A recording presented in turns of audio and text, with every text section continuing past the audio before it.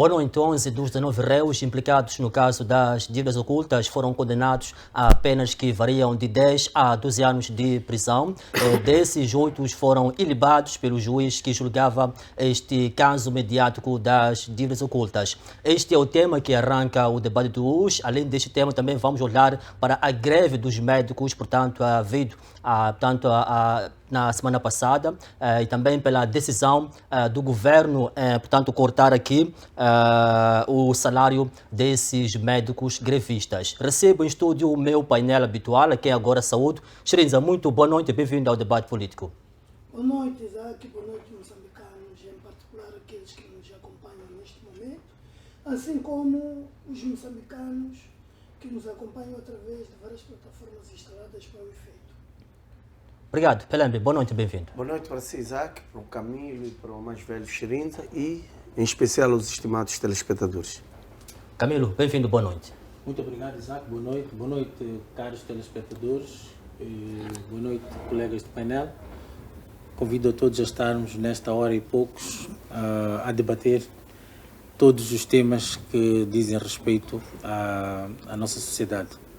Muito bem, obrigado. Conforme já fiz menção, está aqui o meu painel e juntos vamos fazer uma análise exaustiva de temas que marcaram a semana. O caso, tanto das dívidas ocultas, não vai passar despercebido, portanto, na edição de hoje. Shrinza, até apenas 30 segundos para deixar o seu ponto prévio, antes mesmo de irmos ao encontro dos temas que vão nortear o nosso debate.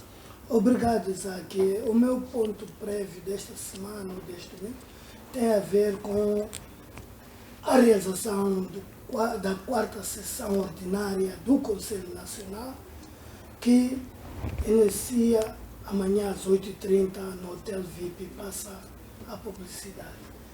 E dentre vários temas temos o ponto da agenda mais quente, que é a ratificação da nomeação do ou da secretária-geral do Partido Renal. Obrigado. Pelembe, bem-vindo mais uma vez. O seu ponto prévio. Bem, o meu ponto prévio tem a ver com a situação do país, a greve dos médicos, não é?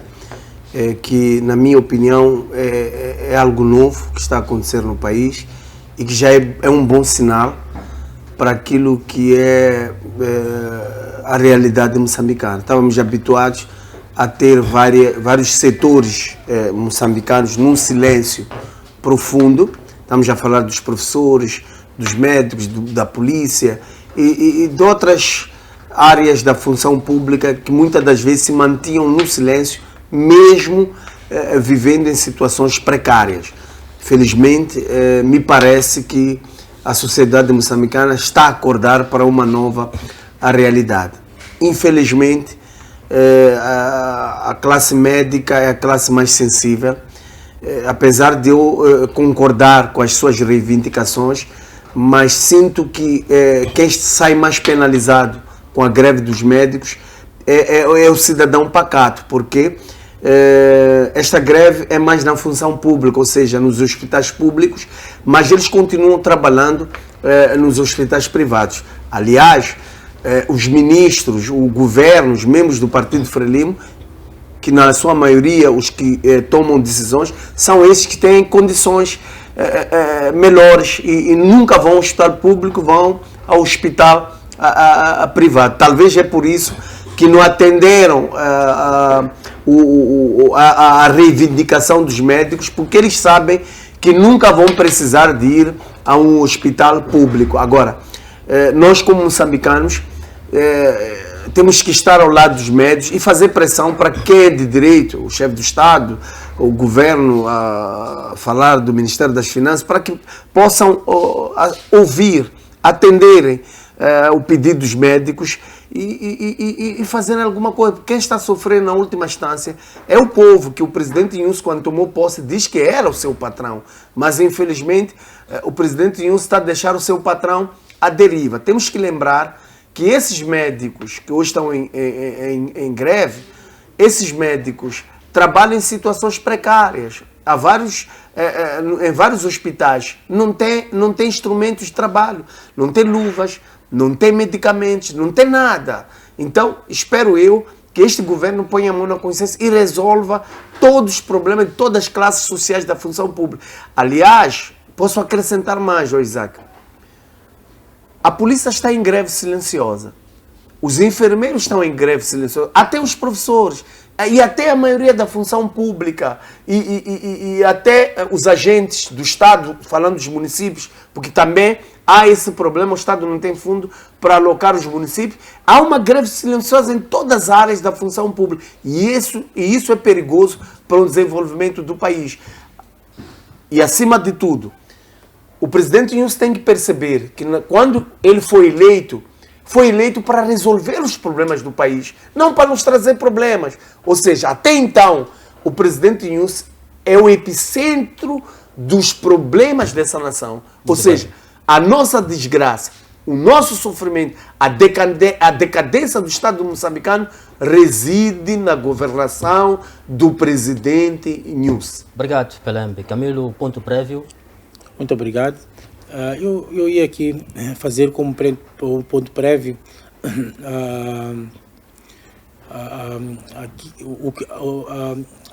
digamos, a agenda que levou o presidente, Sua Excelência o presidente Nyusi, para a Zambésia, onde ele foi inaugurar lá um condomínio para os médicos. Isso quer dizer que já começamos, como governo, a preocupar-nos com a qualidade de vida daqueles que vão trabalhar nas províncias. Então já foi inaugurado o primeiro condomínio dos médicos e isso vai ser em cadeia nas restantes províncias e outros pontos do país. Muito bem, obrigado. Esses foram os pontos prévios já aqui dos nossos convidados. Vamos sim olhar para o primeiro tema do nosso debate, que é a sentença dos réus implicados neste mediático caso das dívidas ocultas. O juiz condenou, dos 19, condenou 11 réus com penas que variam de 10 a 12 anos e mandou para casa o restante. Neste caso, 8 arguidos também estavam lá implicados neste calor. Então, muito que os moçambicanos, portanto, aguardavam por esse desfecho de caso das dívidas ocultas que envolve esses réus que teriam, segundo o Estado, desviado, ou seja, recebido cerca de 2,2 mil milhões de dólares, tendo lesado o Estado moçambicano. Mas com essa decisão também existe prós e contras. Há quem sente-se insatisfeito com essas penas, há quem diz que são penas brandas, que são penas que, portanto, devido à magnitude do caso, são brandas. Vou aqui começar consigo, Shirinza. O que achou da decisão do tribunal que julga ou julgava este caso? Qualquer coisa. Desculpa, Shirinza, volto assim. Camilo, o que achou da decisão do tribunal que julga este caso? Shirinza tem problema de microfone, mas vamos mais à frente a arranjar. Camilo. Bom, a começar a dizer que depois daquele árduo trabalho que o juiz teve de poder ler aquilo que era a acusação do Ministério Público e as deliberações seguintes, cerca de 3.000 páginas, ele deparou-se com outro problema, que foi a questão do Código Penal. Qual é que havia de ser usado, e pelo que eu percebi, eu sou leigo em direito, pelo que eu percebi, ele acabou por fazer, digamos, uma fusão dos dois códigos, o antigo e o novo, porque, pelo que eu até tenho uma cábula aqui, se me permite, eu separei isto em sequência, né? Por exemplo, primeiro, o novo Código Penal aprovado definiu a vida como bem jurídico de maior valor à proteção, pelo que os restantes tipos legais de crime têm moldura penal abstrata mais branda, onde os crimes como peculato são punidos no máximo dentro da moldura da pena abstrata de 8 a 12 anos. Isto está no artigo 348. E depois, em segundo plano, o legislador acautelou o regime gravoso no caso de concurso de crimes que evoluiu nos termos do artigo 124, número 2 do Código Penal para a soma de penas, concretamente aplicadas aos vários crimes, não podendo, no caso de prisão, ultrapassar a 30 anos. Ou seja, o cúmulo material obriga que se fixe uma pena única, segundo o regime do artigo 124, número 1 do Código Penal, como sendo o somatório das penas concretamente aplicadas aos vários crimes, no caso do concurso de crimes. Em terceiro plano, se por hipótese dos vários crimes considerados aprovados e da aplicação da pena prevista na moldura abstrata, a soma das referidas penas ultrapassasse 40 anos, por exemplo, aplicar-se-ia ao agente do crime 30 anos e não 40 de prisão, dado que a medida de prisão não pode exceder a 30 anos em Moçambique. Ora, no caso das chamadas dívidas ocultas, eu não sei se prefere que eu resuma assim o que eu acabei de ler ou posso continuar. Exato, sinta-se à vontade.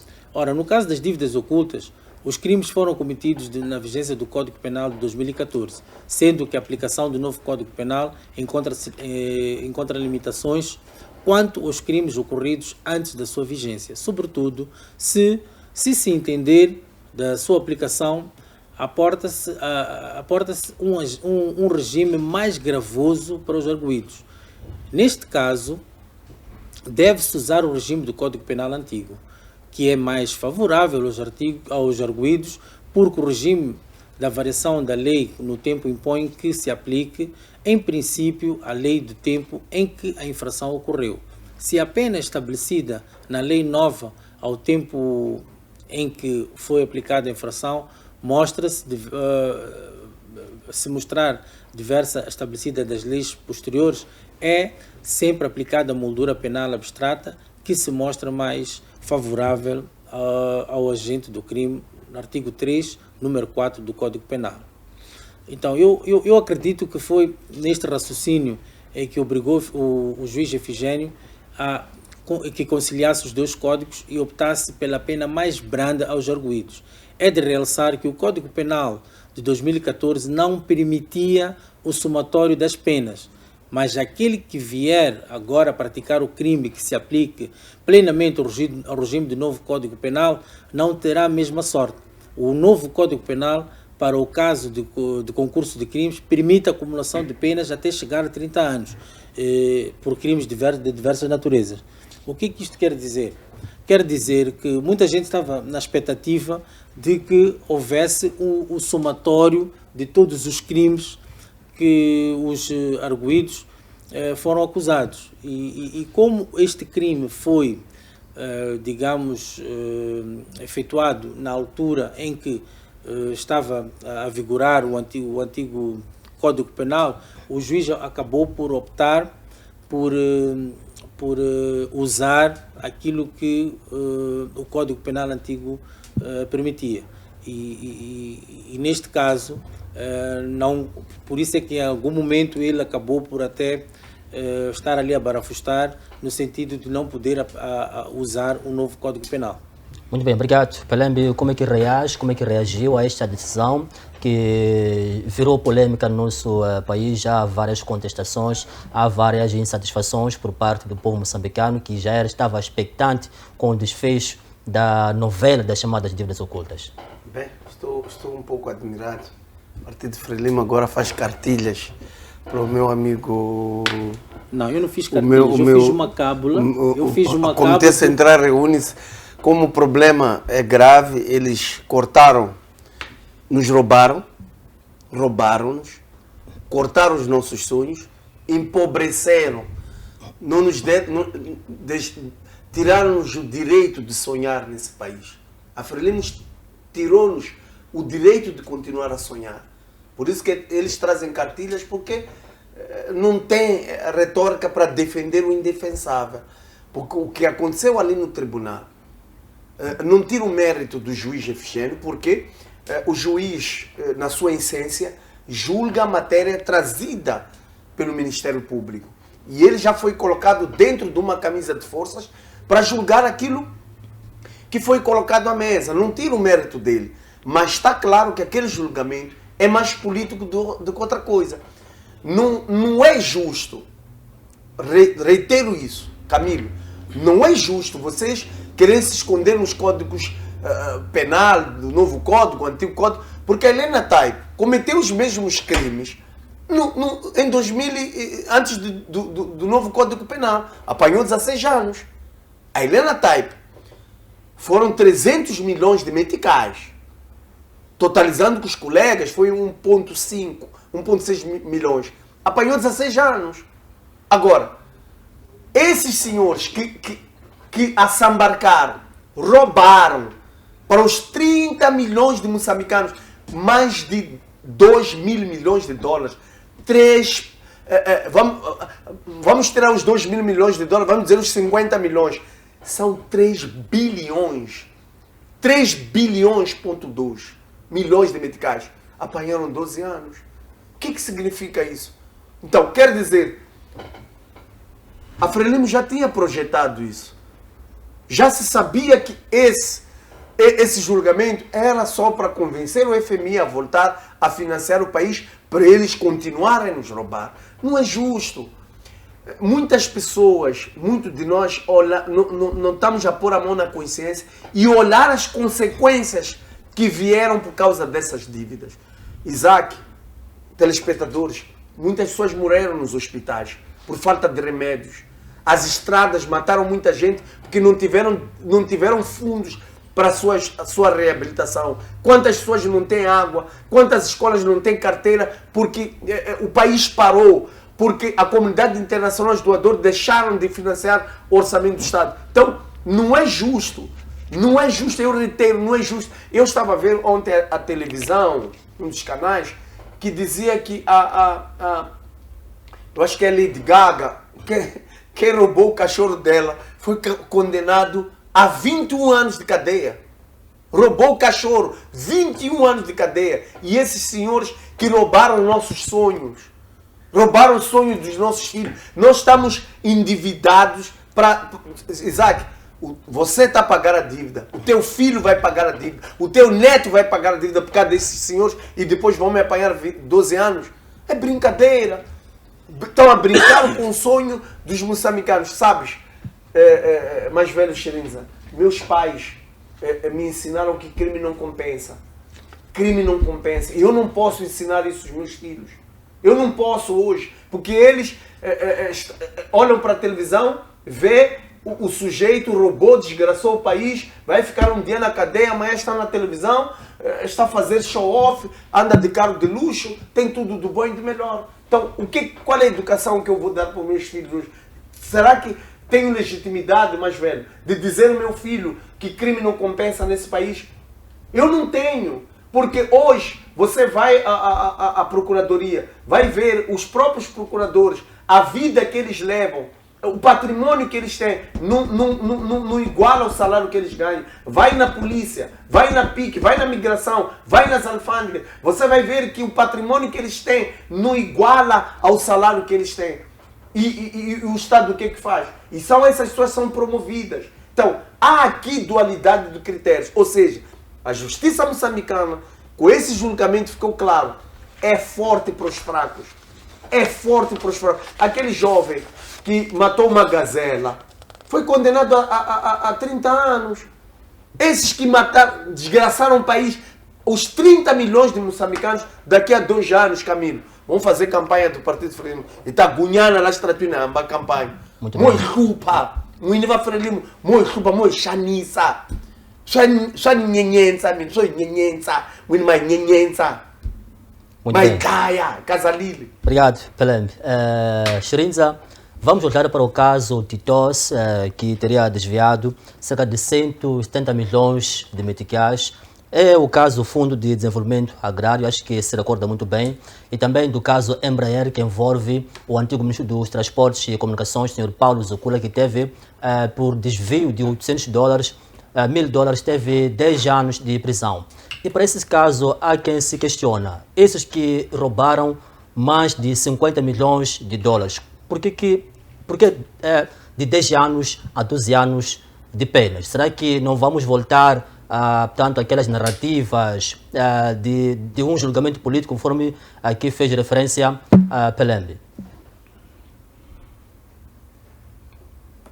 Estou à busca de fôlego, porque este assunto demonstra com A mais B.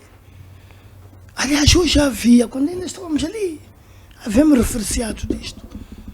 Trata-se de um julgamento político, trata-se de uma guerrinha entre compadres e comadres, porque envolve uma ala do ex-presidente Guebuza e uma outra ala de ex-ministro da Defesa Nacional, hoje presidente. Então fala-se de caça às bruxas, essa retórica, a velha retórica de caça às bruxas. Sim, porque eles o que fizeram? A única coisa que eles não fizeram é este julgamento estar a ocorrer na Pereira de Lagos. Já sei como se chama a avenida, não é, Camilo? A avenida lá da sede nacional da Frelimo. É Pereira, não, era Pereira de Lagos, agora é Rua da Frelimo. Aliás, tem que levantar esse assunto, porque acordamos e só vimos uma placa, Rua da Frelimo. Onde é que foi aprovado? Se tudo que tem a ver com toponomia municipal deve ser submetido à Assembleia Municipal. Quando é que discutimos? Vamos ao assunto, não vamos entrar Não, esse assunto também faz parte, porque no dia que me notificaram acerca deste assunto, as duvido que apanhei 50 anos. Este é um assunto de lavagem de roupa suja. Só a única coisa que não aconteceu é ter acontecido na agora Rua da Frelimo ou na Avenida Angola. E aconteceu na tenda da PO. Já deram exemplos. Uma Maria Helena Taipa, é assim como se chama. Apanhou 16 anos. Titosse teve 18 anos, recorreu depois, teve 16. Caso dos 160 milhões de meticais. Mas nunca te encontraste com ela na rua. Uma pessoa foi condenada e tudo, e já está transitado em julgado. Então não andas no sá também a viveres lá, não sei, Macacambuta, o que é que a gente vai fazer cá? Então, isto para dizer de que esta Frelimo está-nos a governar de uma maneira que estejamos cientes de que houve substituição somente do colonizador. Do colonizador. Mesmas situações criminais, mas sentenças diferentes. Mas é possível mesmo teres cometido um crime de peculado. Somos acima de 30 milhões de moçambicanos. E são 2,2 mil milhões de dólares. Para depois você vir apanhar 12 anos. Mas, Excelência, o juiz seguiu o que a lei diz, ou seja, o código em vigor, 8 a 12 anos. Atenção, Frelimo é um sindicato de crime. Mas, velho, desculpe. Por que digo isto? Não, ainda posso me esquecer, desculpa. Por que digo isto? Cuidado, a Frelimo é uma escola terrível. Se quer ser um bom ladrão, um bom pecador, tem que ser membro da Frelimo. Mano, achas que a Frelimo não fez isto propositadamente? Até os deputados da Assembleia estão cheios de bons juristas ali. Em todas as bancadas, bons e melhores juristas. Será que não tiveram oportunidade de perceber-se disto? Então acha que o juiz fez aqui uma encenação ao trazer esta crítica, ou seja, esta lacuna no código? Não é o trazer, foi instruído. De coisa, mas eu estou sempre a chamar-vos a atenção. Mas vocês são moçambicanos nigerianos ou moçambicanos de moçambicanos? Eu não entendo. Mano, esta Frelimo faz uma coisa a pensar depois da manhã. A Frelimo, ao submeter este Código Penal para a sua aprovação na Assembleia da República, já vinha estudando esta situação. É por isso que arrastou 3, 4 anos e que só agora que aqui. Aqueles papais só têm mais 2 anos. Desculpe. Vão ser tidos como bons comportados e vamos nos empurrar com eles aqui. E nem vou mencionar o nome de ser como um deles, que apanhou 12 anos. Quando nos encontrava, pagava-nos caixas e caixas, só ia, montava a moto e ia-se embora. E agora que está limpo, oh mano, acho que vamos dar banho a esses papás.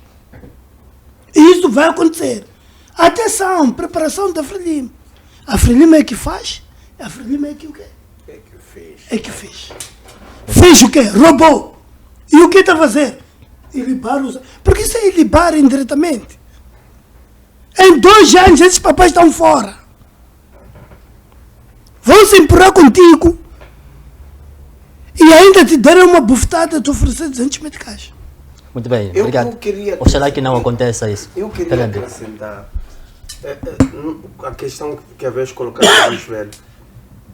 O mesmo Código Penal 2019, 2001, 2014 e aquele antigo do português de 1900 e alguma coisa, ou 1800 e alguma coisa, é o mesmo que usaram para a Helena Taipo.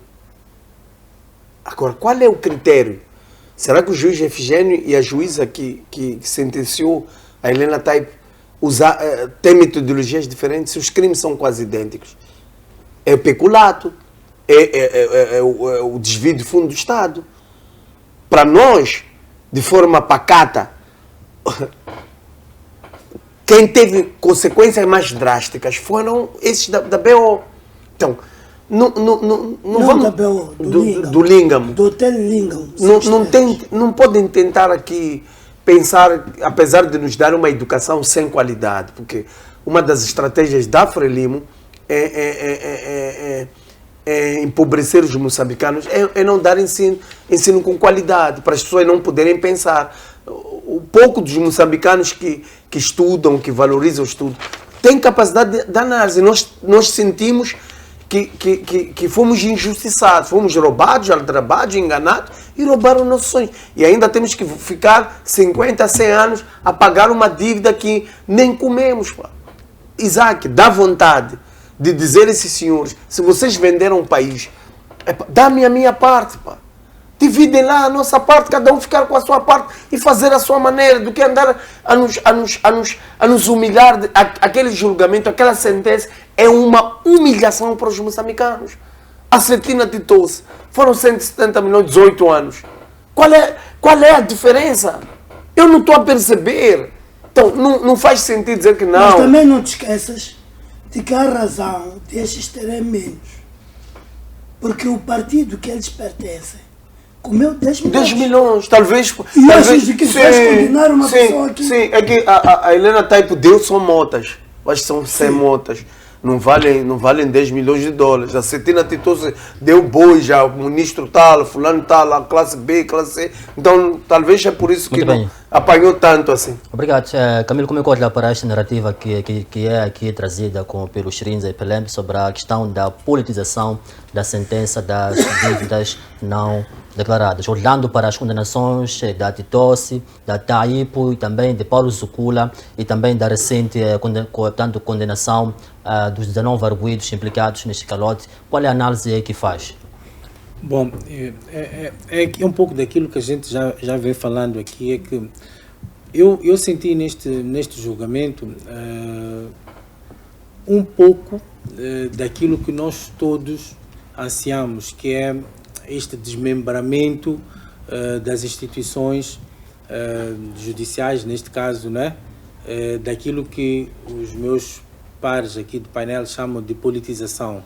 Então, eu achei que, a minha opinião pessoal, é que houve aqui uma separação bem vincada de poderes, onde o juiz mostrou a sua classe, passeou a sua classe diante dos factos trazidos pelo Ministério Público, tanto mais que ele conseguiu fazer a anuência ali e a separação daquilo que são os crimes apontados que tinham provas e os crimes apontados que não tinham provas. O juiz passeou diante daquilo, especificou efetivamente aquilo que eu até tenho aqui na minha cábula, que o meu companheiro aqui chama de cartilha, é que eu, como sou leigo a direito, tive que puxar um pouquinho da cábula por causa dos artigos, para poder sustentar isto, ter uma base de sustentação, uma base jurídica de sustentação. Então, o juiz, eu acho que o juiz teve, depois de fazer esta conciliação dos códigos, eu acho que de alguma forma, como dizem aqui os colegas de painel, houve um conforto, digamos, nas penas. Mas não tinha como não fazer isso. Aí é que está o cerne da questão. É que não tinha como não fazer isso. E admira-me muito o Pelembe, que é jurista, não ir atrás daquilo que é a fundamentação jurídica que o próprio juiz usou. Para mim, como é que eu vou dizer, empobrece-me aquilo que é conhecimento, quando alguém que domina a área não me consegue instruir, não consegue mostrar uma luz, não me consegue mostrar o caminho. E eu acho que o juiz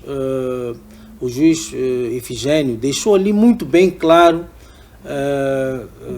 as lacunas que ele encontrou para poder puxar dos galões e aplicar as penas. É disto que nós temos que pensar, temos que olhar. Mas Camilo, essas lacunas, por que não foram achadas na condenação de Titos e também da Taípo? São casos bem recentes que todos os moçambicanos aqui até se recordam. Por que foram apenas achadas neste caso das dívidas ocultas? Existe uma máxima que diz que cada caso é um caso.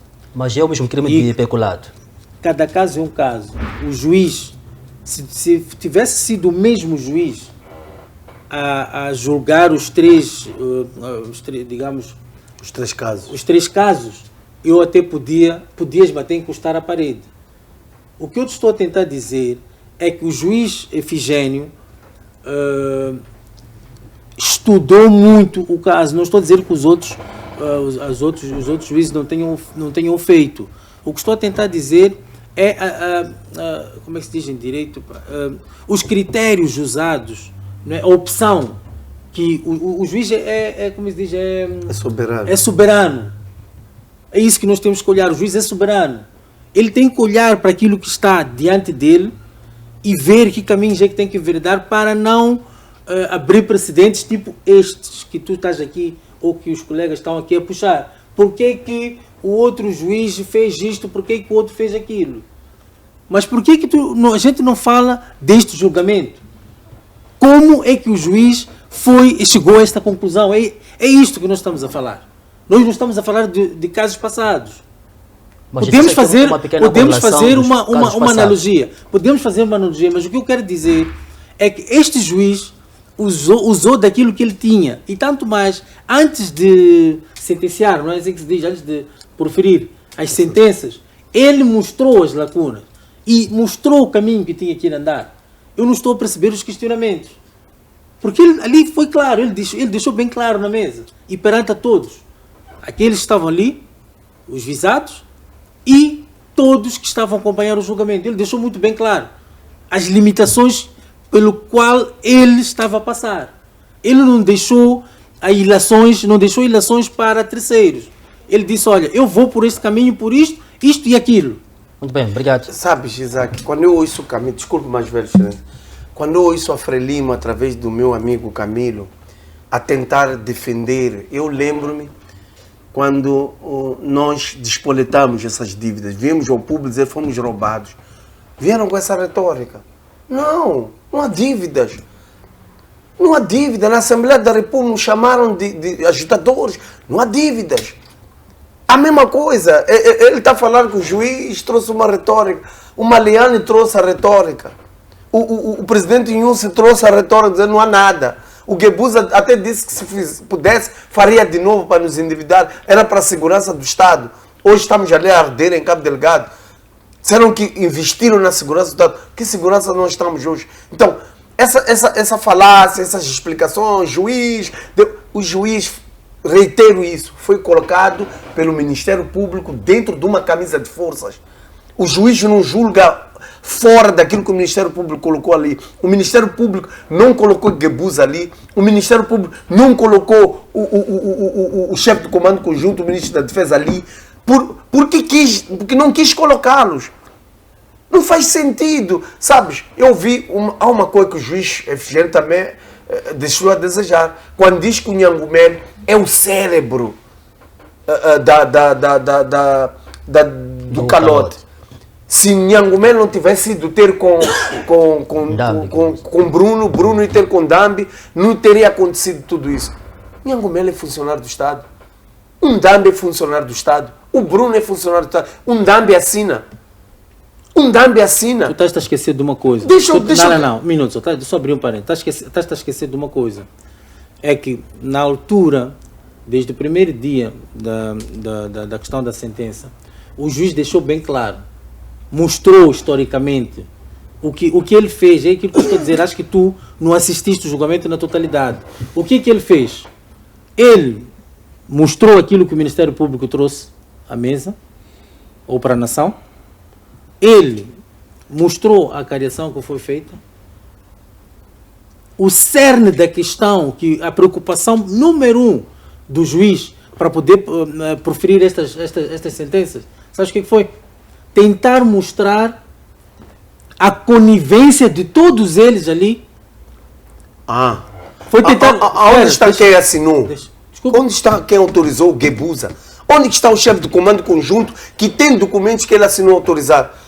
O que eu quero te fazer entender... Camilo, o que eu quero te fazer entender é te dizer que o presidente Inúcio, o presidente Guebuza e o Manuel Chang e o governador do Banco de Moçambique são as únicas pessoas legítimas que assinaram documentos. Mas tu não estás a... Um Dambi, um Nhangumele, não assinaram... A questão não é essa, é quando vê processos autônomos. Está ali muito bem claro. Vão morrer antes de pagar esses. Vão morrer antes de pagar. Não perceber qual é o teu problema. Muito bem, essa história de processo autônomo. Estou aqui tivemos o caso do Carlos Cardoso. Prometeu-se abrir processos autônomos, já passam décadas. Essa história de processo autônomo... Até o Nhempino morrer. Então, é que não é preciso. Exato.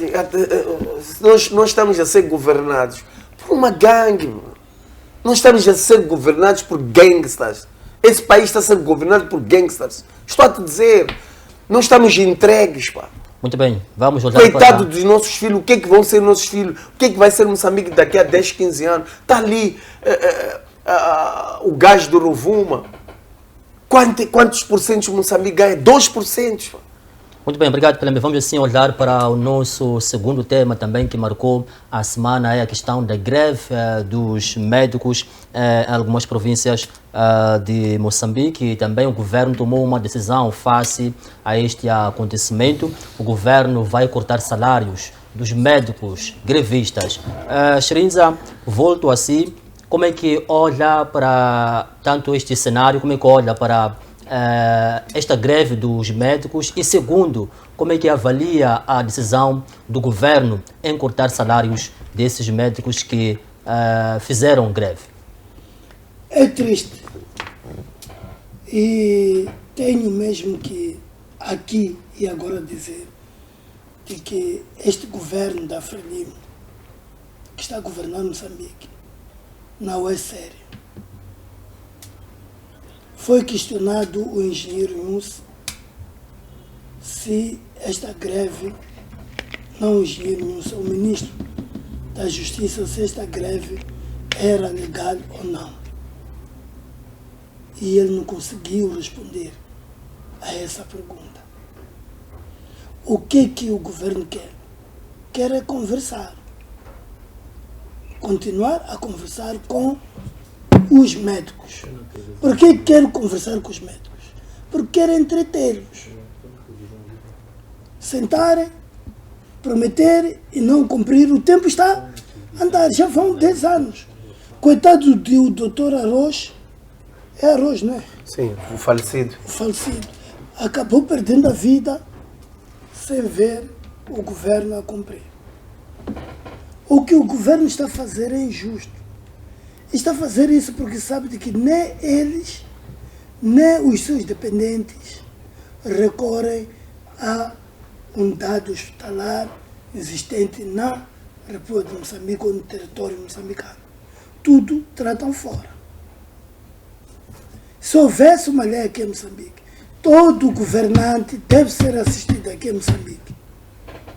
Eu digo, em 1 hora de tempo, já teriam negociado seriamente com os médicos. Muito bem. Camilo, como é que olha para tanto a decisão do Ministério da Saúde em querer sempre tanto aqui sancionar os médicos grevistas nos seus salários? Olhando para a questão da legalidade da greve, está lá estatuído na lei que os moçambicanos têm esse direito de fazer uma certa manifestação. Como é que avalia a decisão do Ministério da Saúde em querer sancionar esses profissionais da saúde? Passo a redundância. Bom, eu acho que existem critérios para nós podermos assumir o que quer que seja. No entanto, como o Ministério, que é um órgão de tutela, eu acho que devia haver um pouquinho de ponderação, porque existem médicos que já tinham adquirido, digamos, acho que é esse o termo que se usa, adquirido ou já tinham atingido, né, a sua na tabela salarial o nível. Então, quando vem esta nova forma de estar na tabela salarial, este dado adquirido por parte dos médicos foi, digamos, beliscado. Eu acho que qualquer pessoa que é beliscada, aquilo que é sua conquista, acaba por se insurgir. Eu acho que devia haver um pouquinho de ponderação e até haver muito diálogo em relação a isto, porque nós todos, ao longo das nossas vidas, o que nos faz mover é exatamente isto, é tentar garantir a nossa digamos, independência financeira e atingir um nível social que a gente possa alimentar com aquilo que é o resultado do nosso trabalho. Então eu acho que devia haver uma ponderação primeiro por parte do Ministério, ao invés de apesar dos médicos terem uma profissão, digamos, particular em relação a qualquer outra, porque eles prestam juramento.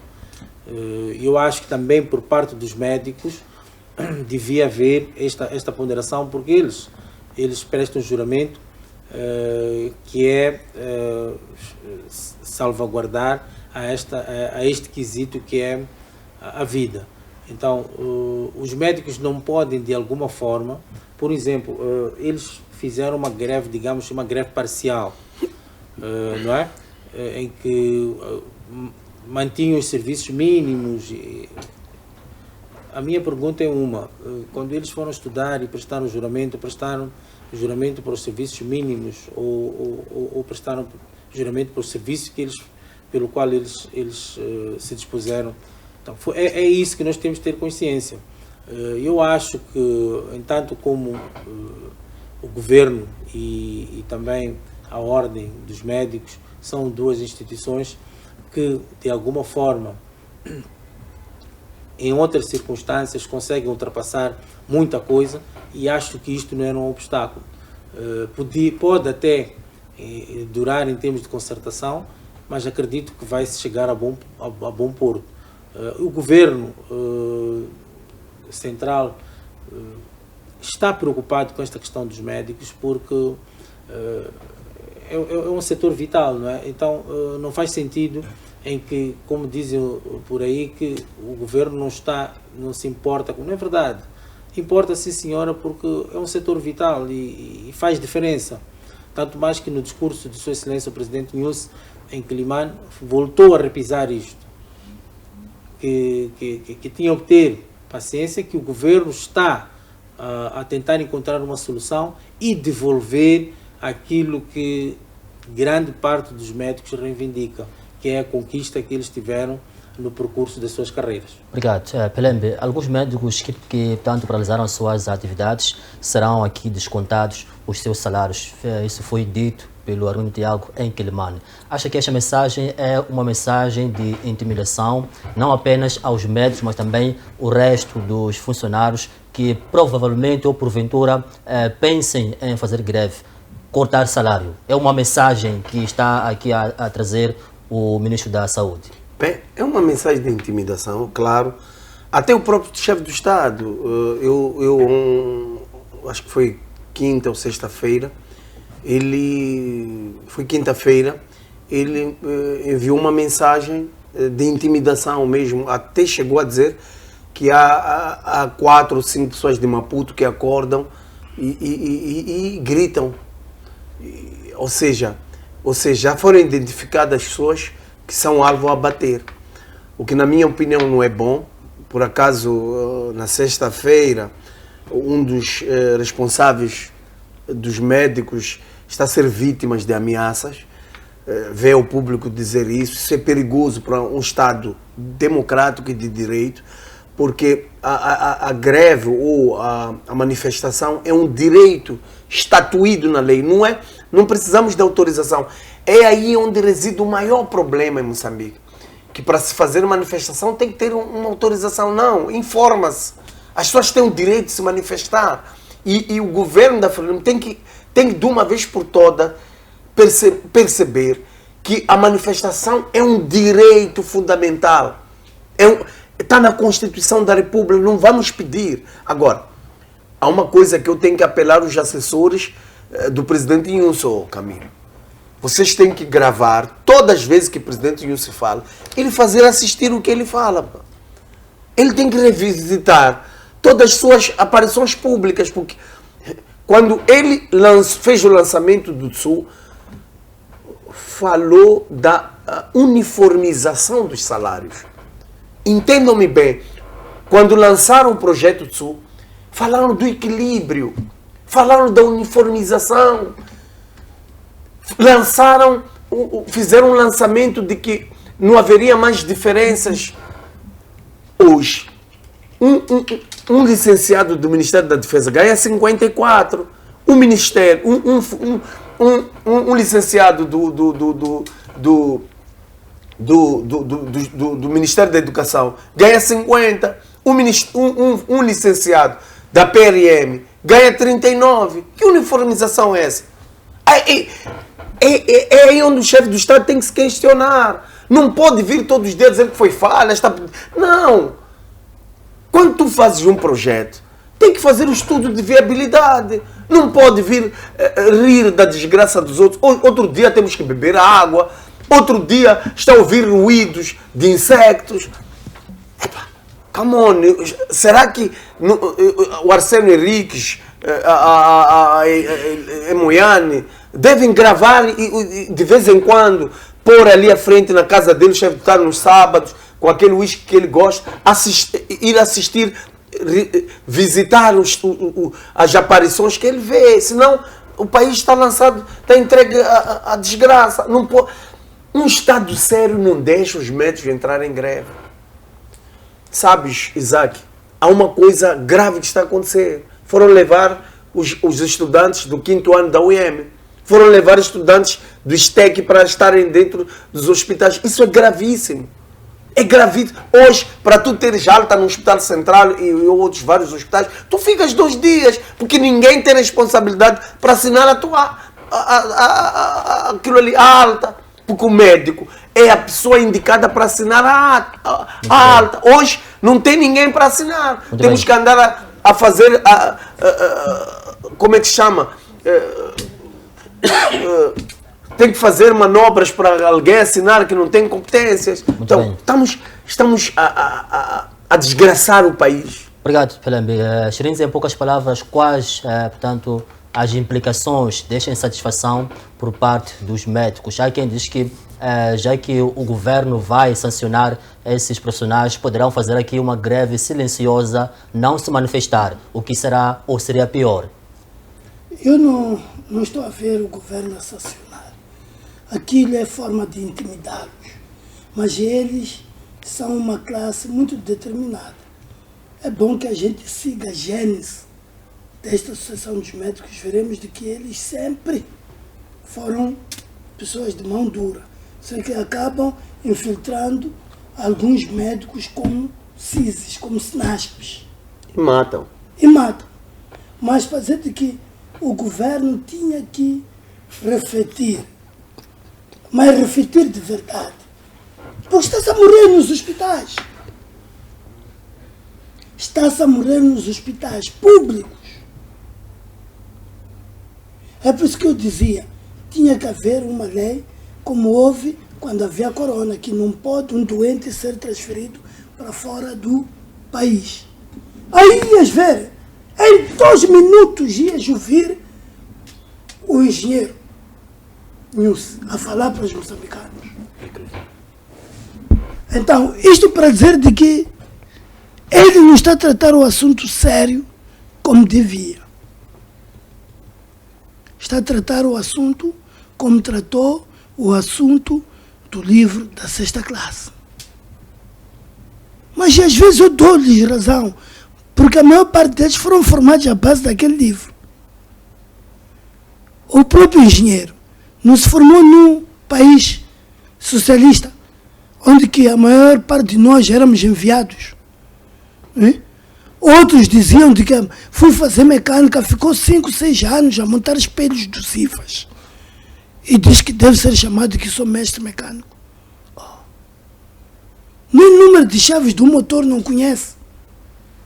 Então é bom também darmos razão. Muitos pensam de que... E a maior parte desse tipo de gente são 100% terríveis, arrogantes. Porque o governo de Moçambique, que é o governo da Frelimo, não é que é arrogante, não.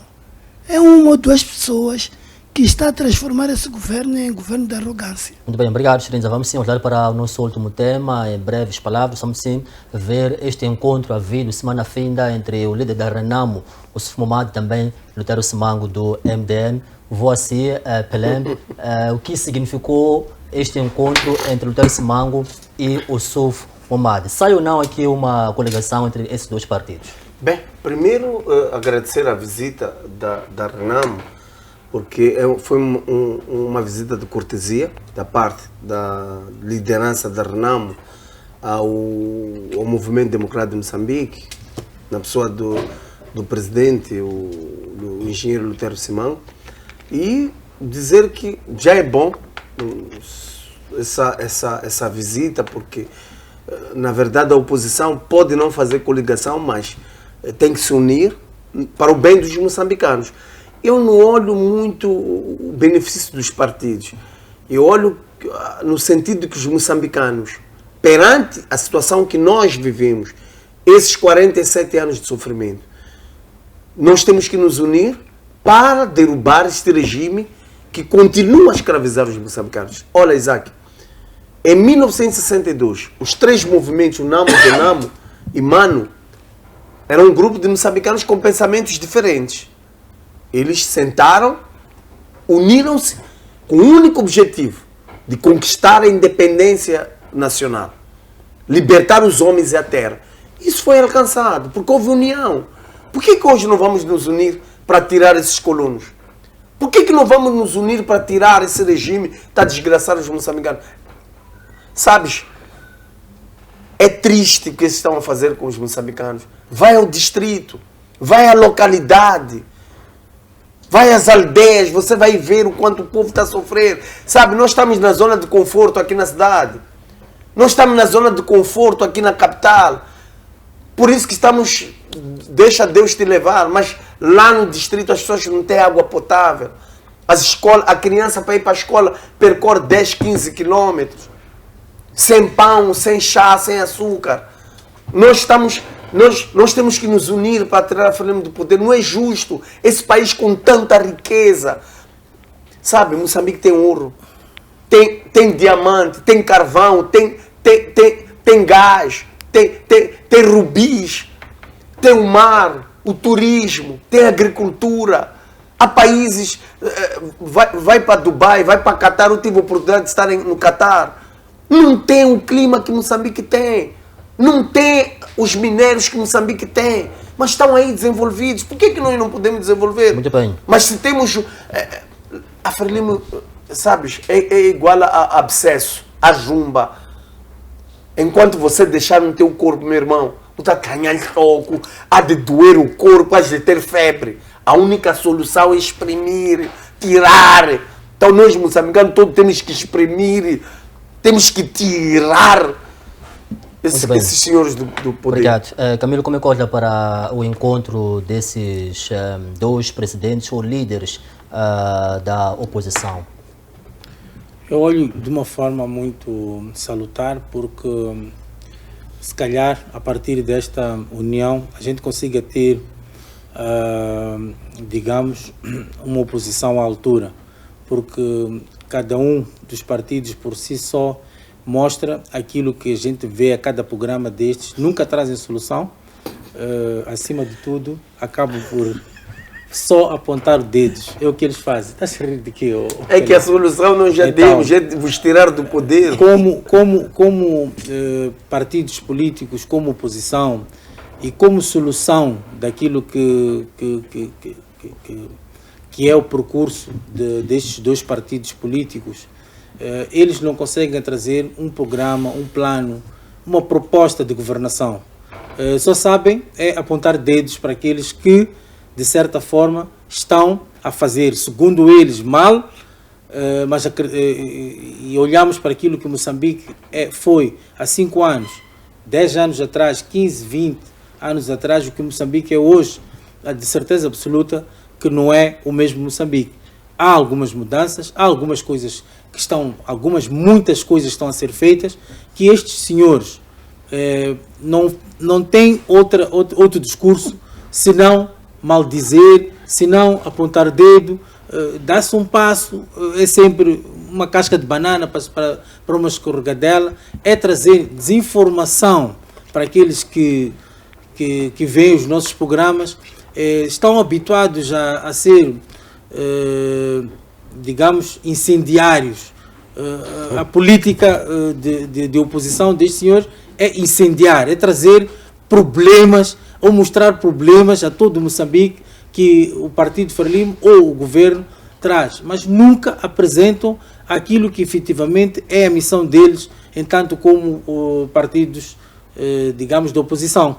É trazer um programa de governação, mostrar efetivamente, não, porque ali devia... Não é isso. Traga um plano de governação.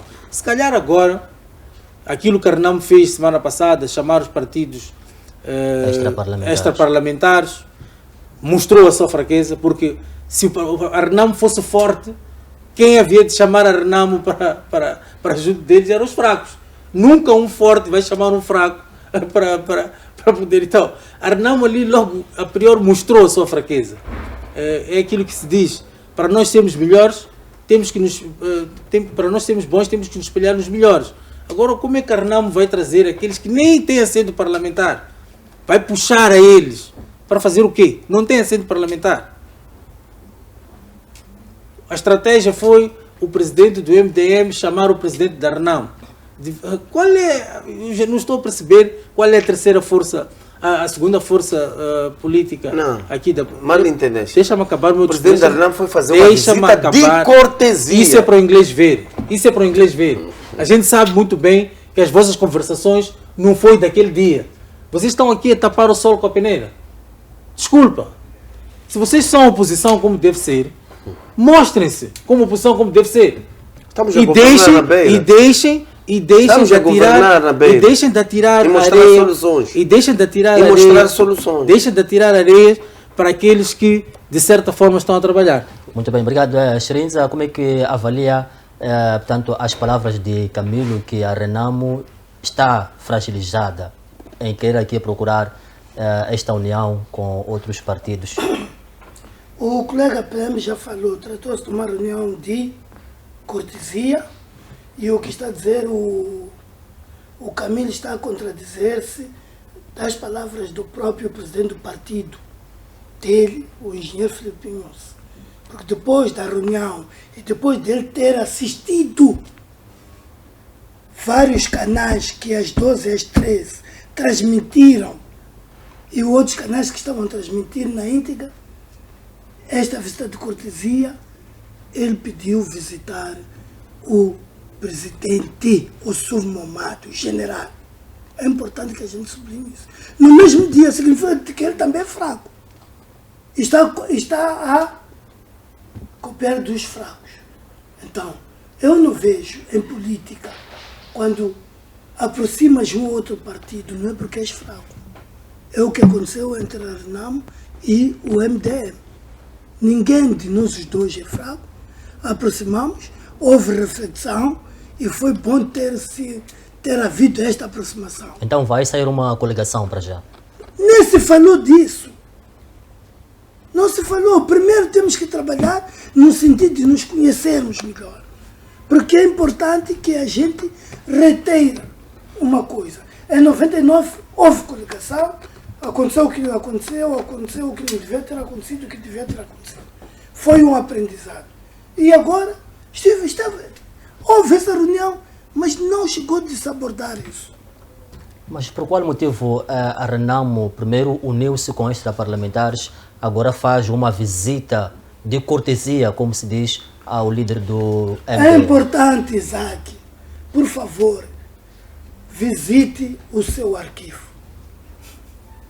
Nós reunimos-nos com os extraparlamentares, com partidos extraparlamentares, e prometemos de que íamos reunir também com o outro partido que constitui a Assembleia da República, que é o MDM. E depois disso vamos reunir com a sociedade civil. Mas isso tudo porque nós, nas vésperas das eleições. Deixe-me falar. É muito bom, porque nós temos que construir aquilo que se chama o manifesto eleitoral. E você quer construir manifesto eleitoral sem ouvir várias e diferentes sensibilidades, é possível isso? Não, ajude-nos, é possível que talvez esteja. Eu, como tenho a aproximação, eu sou privilegiado da informação. Vou levar para o meu partido que isso é possível. Construirmos um manifesto eleitoral sem ouvirmos sensibilidades. Já estivemos com extraparlamentar, já estivemos com os nossos irmãos do MDM. E está próximo de ser com a sociedade civil. Aí é que dizer que é Já percebemos que aqui vai sair só um manifesto para todos. Pode ser até o que pretendemos. Muito bem, estamos mesmo é o que pretendemos. Mas o nosso interesse, o nosso foco não é tirar a frente do poder, não. É eliminar. Vai Suca, vai Camila. Por 47 anos só souberam nos roubar os 2,2 milhões e andarem em palmadinhas com... Esse manifesto, é isso que há de vir no manifesto. Espera 30 segundos, estamos mesmo acima da hora. Não estou a sair do tema, mas estou preocupado, honestamente, com a proliferação de vários institutos aqui no país, principalmente os institutos de saúde, vários cursos do ensino nos institutos. Paga-se 3, 2, 2,5. A minha preocupação é que esses institutos, muitos não são legais, o seu currículo não é válido quando vai à equivalência. Depois, forma pessoas que não têm mercado de emprego. Ou seja, eu acho que o governo, se não é cúmplice da desgraça, porque isso está a desgraçar muitas famílias. Nós, os pais, estamos a investir para nada. Agora há muitos cursos de enfermagem que só é para ganhar dinheiro. Essas instituições estão a ganhar dinheiro. E as crianças estão a se formar para depois ficar em casa. Isso cria uma frustração.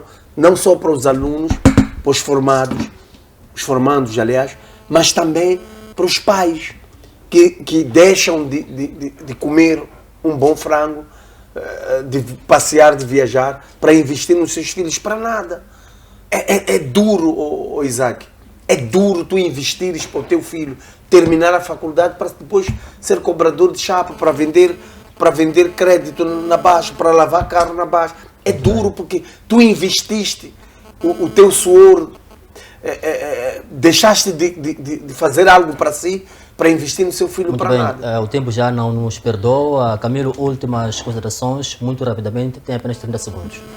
Bom, o que nós temos que perceber agora é que com esta movimentação toda em relação a pronúncios de greve de vários setores das instituições públicas, médicos, etc., era um apelo que eu faço aqui, faço um apelo a um bom senso, a que todos pensem que o governo está a trabalhar para poder devolver a dignidade, devolver aquilo que de certa forma é merecido para cada um daqueles que tiram gastam ou empenham-se naquilo que é a sua vida para o desenvolvimento do país. Então vamos ter confiança no governo, vamos ter confiança nos nossos governantes, que vai se resolver e todos vamos chegar a bom porto. Obrigado, Pelém. Não, obrigado. Estou resignado e espero que os moçambicanos tenham consciência, porque temos as próximas eleições 2024 para se vingar, para demonstrar a nossa insatisfação contra o governo do dia. Xirinza.